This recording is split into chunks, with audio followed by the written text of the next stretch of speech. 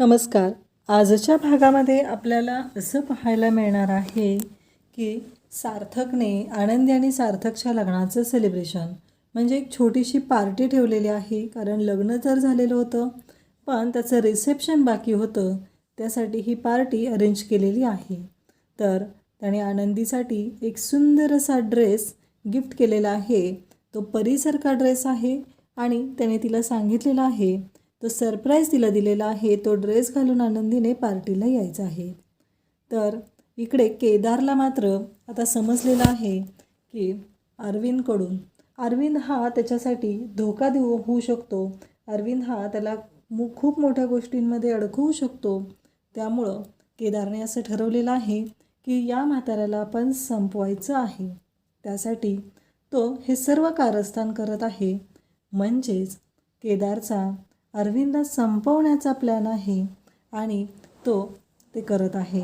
त्याचबरोबर त्याने ज्यूसमध्ये एक विषारी औषध मिक्स केलेलं आहे आणि ते ज्यूस तो अरविंदला प्यायला देत आहे. त्यामुळं इकडे अरविंद तो ज्यूस पित आहे आणि इकडे पार्टीचं खूप छान असं सेलिब्रेशन सुरू आहे. आनंदी खूप सुंदर दिसत आहे आणि सगळेच जण खूप आनंदात आहेत. सगळं वातावरण हे खूपच आनंदी आहे. पण या वातावरणाला नजर लागणार आहे आणि हा जो आनंद आहे तो खूप कमी काळापुरता मर्यादित असणार आहे. तर हे आपल्याला या व्हिडिओमध्ये पाहायला मिळणार आहे. त्याचबरोबर आनंदीच्या घरीही खूपच छान असं जंगी सेलिब्रेशन सुरू आहे. कारण मनोजचं प्रमोशन झालेलं आहे आणि मनोजने 4 व्हीलर घेतलेली आहे. अशा भरपूर गोष्टींचा उलगडा आपल्याला या व्हिडिओमध्ये पाहायला मिळणार आहे. त्यासाठी हा व्हिडिओ शेवटपर्यंत पहा. तर सार्थक आणि आनंदी फिरायला गेलेले असतात, ते आलेले असतात आणि त्याचबरोबर इकडे सार्थक आनंदीला चिडवत असतो. सुधा तिथे आलेली असते. सुधा म्हणते की अरे फोटोज दाखवा तुम्ही काढलेले. आणि मग सार्थक फोटो दाखवतो तेव्हा सुधा म्हणते अरे छान दिसते की आनंदी जीन्समध्ये, घालत जा कधीमधी असे कपडे. तेव्हा आनंदी हसते आणि सार्थक म्हणतो आई तूही घाल, तुलाही छान दिसेल जीन्स आणि बाबांबरोबर फिरायला जा, छान दिसशील. सुधा म्हणते अरे या वयात काय बोलतोयस. आणि त्याचबरोबर तिथे वृंदा आलेली असते आणि वृंदा बघत असते ह्यांचं सगळ्यांचं काय चाललं आहे. तेवढ्यात अरविंद तिथे मिसळ घेऊन येतात आणि म्हणतात झणझणीत मिसळ. त्यावेळेस सार्थक म्हणतो बाबा आम्ही पण बाहेर मिसळच खाल्लेली आहे. इकडे मनोज मात्र खूपच खुश झालेला असतो आणि त्याने सर्वांसाठी खूप सगळे पदार्थ आणलेले असतात. समोसे असतात, त्याचबरोबर बाकीच्या बऱ्याच गोष्टी असतात आणि तो खूप खुश असतो. तो म्हणतो माझं प्रमोशन झालं आहे. त्यावेळेस लगेचच मालती म्हणते खूप छान गोष्ट आहे बाळा, तुझ्या आयुष्यातही आता आनंद येऊ लागलेला आहे. माझी दोन्ही मुलं आनंदात असणार आहेत. या गोष्टीसारखा दुसरा कोणताच आनंद नाही. आणि मग लीना म्हणते की आता बाहेर जायचीही गरज नाही. त्यावेळेस मालती म्हणते म्हणजे आता तुझं प्रमोशन झालं तर तू राजस्थानला जाणार ना. लीना असं म्हटल्याबरोबर इकडे मनोज म्हणतो तुला कसं कळलं, मी तर हे कोणालाच सांगितलं नाही. त्यावेळेस लगेचच लीना म्हणते तुम्ही एवढे खुश आहात, एवढा पार्टीचा मूड आहे, त्यामुळं मला कळलं की बाहेर जायची गरजच नाही. त्याचबरोबर इकडे आपल्याला पाहायला मिळतं की केदार म्हणत असतो की आज खूप मोठा गोंधळ झालेला आहे. त्यावेळेस शलाका म्हणते तू गोंधळ घालायचा आणि मी ते निस्तरायचं हे नेहमीच चालत आलेलं आहे, त्यात काही नवीन आहे. आणि केदारला खूप भीती वाटत असते कारण काकाने ते ऐकलेलं आहे. आनंदीच्या पोटात सुराखूप असणारी व्यक्ती ही आज केदारला भेटलेली होती. म्हणजे आनंदीच्या पोटात ज्याने कोणी सुराखूप असलेला आहे तो अरविंदला माहिती आहे. त्यामुळं केदारची वाट लागलेली आहे.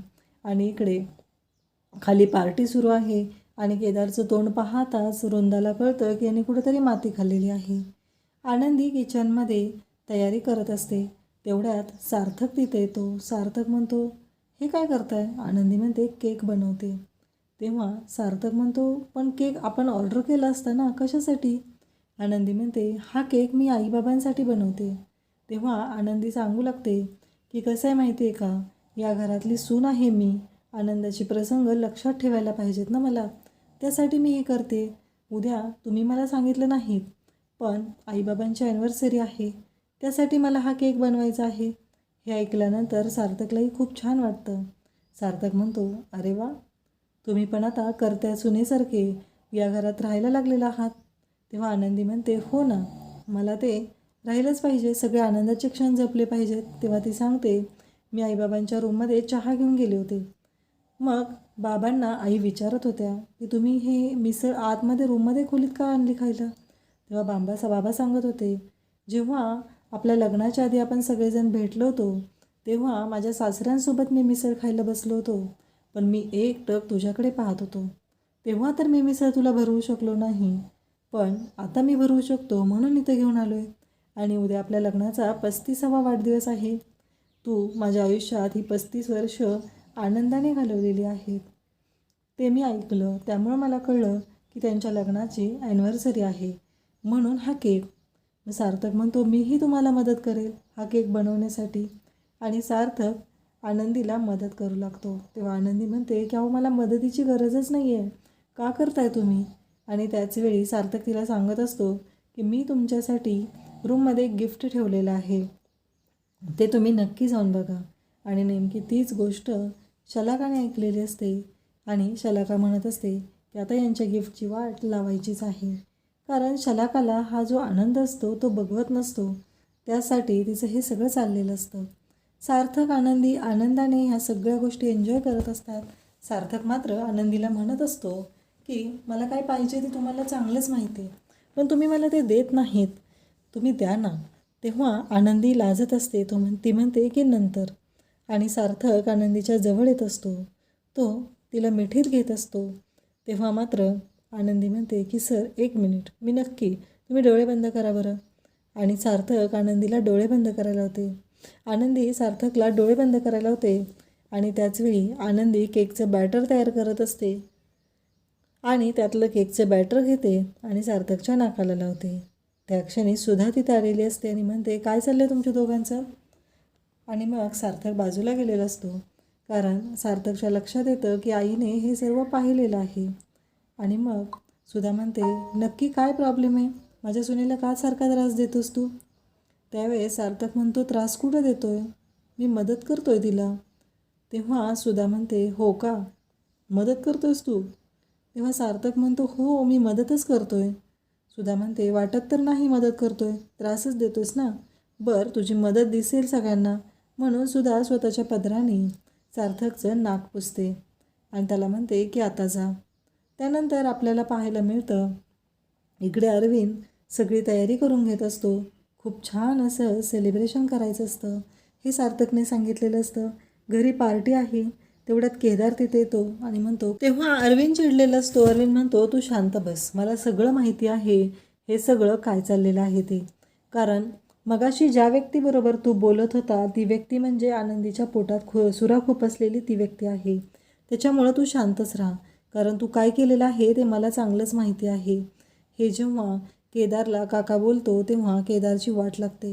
तेव्हा काका अरविंद म्हणतो की एक गोष्ट लक्षात ठेव, आनंदाचा प्रसंग आहे म्हणून मी शांत बसलेलो आहे, मी सार्थकला काहीही सांगितलेलं नाही. त्यामुळं तू शांत राहा आणि तुझ्या लायकीत राहा. ज्या घरातलं खाल्लेलं आहे त्याच घरातले तू वासे मोजायला लागलेला आहे. या भाषेमध्ये अरविंद सुनावत असतो. तेव्हा सार्थक तिथे येतो. सार्थक म्हणतो, बाबा काय झालं, काय केलं याने पुन्हा. तेव्हा बाबा म्हणतात, काही नाही रे, त्याला मी जबाबदारी घ्यायला सांगितली ना, गेस्ट लिस्ट फायनल करायला सांगितली, कामं सांगितलेली आहेत, तेच चालू आहे, बाकी काही नाही आहे. आणि केदार पण म्हणतो, हो हो, पण मला एक सांग ना सार्थक, रेश्माला आमंत्रण द्यायचं आहे का. तेव्हा बाबा म्हणतात, हो हो म्हण.